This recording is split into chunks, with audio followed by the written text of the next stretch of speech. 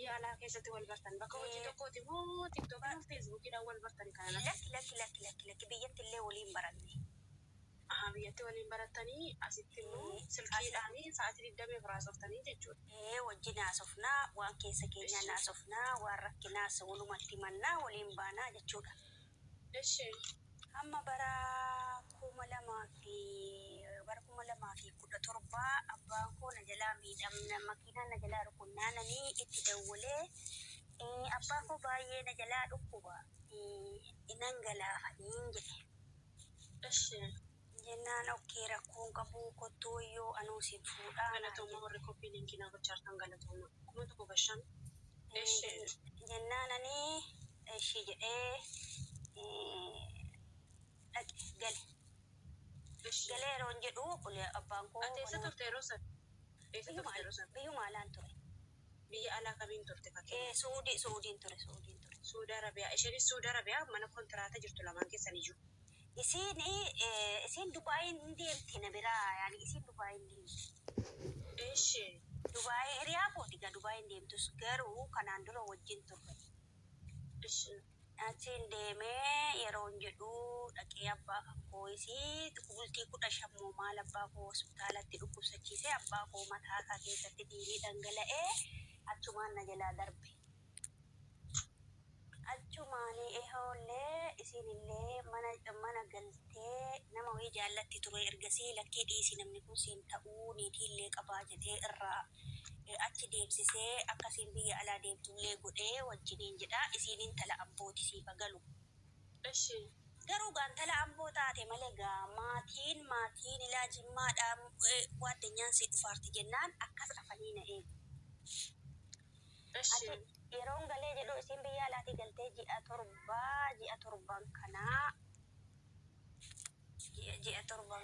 ji'a torban kanaa lakkaasiin namni siin jaallattu suni itti galee kadhee dhiisee ba'eera ji'a torba wajjin taa'e anguban qabu kana. Mana tokkotti wajjin galanii natsaa daabboo nyaateetu isa booddee dhiisee biraa badee jechuudha. Ji'a torba guutuu daabboo nyaateetu waan tokkotti hin kaffalii. Daabboo natsaa argate. Odaa bichisiisee waan bichisiisee dhiisee deemeera anquba siin qabu qaba.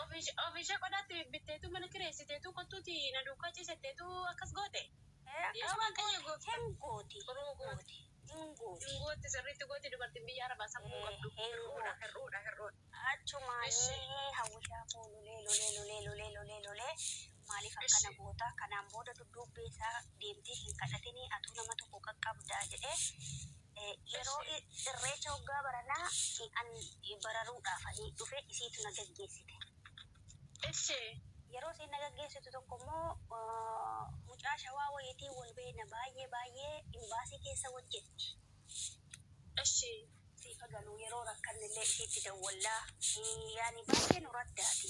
Akka naan jettee yoo birrii of harkaa qabaattee baankii keessee dhuftu ta'ee naan jette. Eenyu takka jedhe? Isiin mucattiinoo. Ishee shawaa sanatu. Ishee wajjin baratte. Isii shawaa sanas yaani yeroo ijoolleen rakkatanis minaamanii itti dawwalla. Yoo qarshii qabaatte naan jette. Yoo birrii baankii kan taa'u qabaatte warqee Tigiree naa bitii kottuu naan jette. Isgoo. Yaa waaqayyo iddoo dhagaana bushi maammaan ati Tigiree miti maal godhatte warqee Tigiree bitaati. Ati Tigiree bitate Oromoodha. Oekaa. Yani inuffatan yani maali heerumuu fi jaalladha uffatan. Isgoo birrii kuma beekan bita beekan warqii Tigiree sun. Shabbana dhagaa ga'uusan namiti sarara taa'usan. Isa binnee wajjinumaan binne isiin intalli birrii ergattee jennaanii warqii Tigiree naa biti siin jette. Isa booddee warqii Tigiree immoo birruma isheetiin bittee fi immoo birrii keetiin bittee bade. Yaa birrii isiitiin. Bagatti cabsite birrii isheetiin ishaan keetiin bittee ni jira barreeffamee kana biyyaa lakki. Akkas jettee naan. Docha kana ilaalaa zarii kana warqii hojjechiisa dheni warqii gurraa zarii kana kookabii kana jechuudhaan bareedu. Warqii gurraa zarii kana hojjechiisa jechuun barbaade warqiidha. Kun garuu feekiidha warqiidhaan hojjechiisa. Hin bareeda baay'ee. Itti fufee. Jennaan warqii sana bitee hawwishaa koo. Meeqaan bitti? Birrii inni gubbi jedhu suni inni lapheerraa jechuudha. Birrii kuma jahan bitame birrii kuma 600 bitame inni gubbi jedhu sun.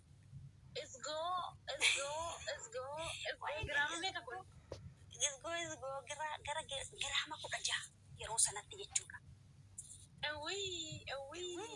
Ati Tigree wayya.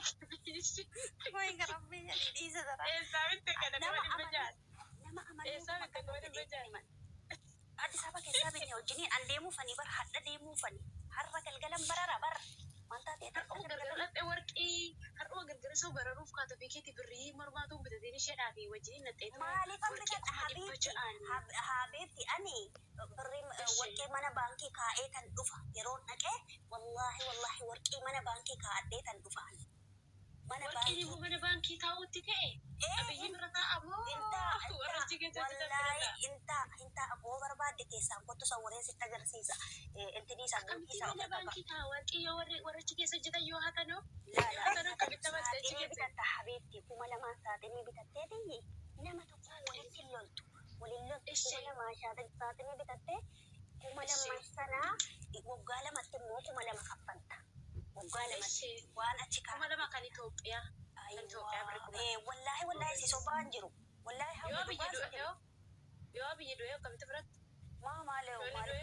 Maa yeroon galeen fudhadha kaa of rakkaa qabaannaan. Yeroo sana yommuu tumaan jijjiirame warqii kana sinsaanii jijjiiramu waraqanni hundinuu jiraannaan haa jijjiiramu. An nama biran kaa'u abadan hin kaa'u nama bira. Amma warqii sana binnee fi habiibti. Ani immoo warqii gurraa qabaa ofirraa warqii mormaa. Eessaa fiddee garuu isheen dhiifama naa godhe addaan si kutaame. Eessaa fiddee 600 warqii Tigree kana bitte. Habiibti 600 Itoophiyaati maal taateeti 600 Itoophiyaati. 600 Itoophiyaa birrii 6,000 natti odeessaatti barate maal taate? Habiibti nama guddoodha nama waggaa meeqa imbaasii keessa hojjete nama waggaa 15 imbaasii keessa hojjete. Birriin imbaasii keessaa garuu birrii guddaan kaffalamaa fi amma kana wanni ta'e 600 kan baasu jira. Habiibti sidaatiin miti kan hojjettu. Laatiidhaan hojjechaa jirti. Isa kanaan hojjechaa jirti kanaaf. Maali 600 atiin bittuu hawwira fedhiiti. Eessaan fide ishee inni wayyaa bitaa eessaan fide ishee inni wayyaa bitaa jira miti nan agarree. Ayfoonii biteen qabachaa jira bara. Ayfoonii bitadhee qabachaa jira. Ishee inni wayyaa sassaabaa jira. Tiimoorraa wayyaa sassaabaa jira. Eessatti birrii 600 wal qabataa waliin qabatu.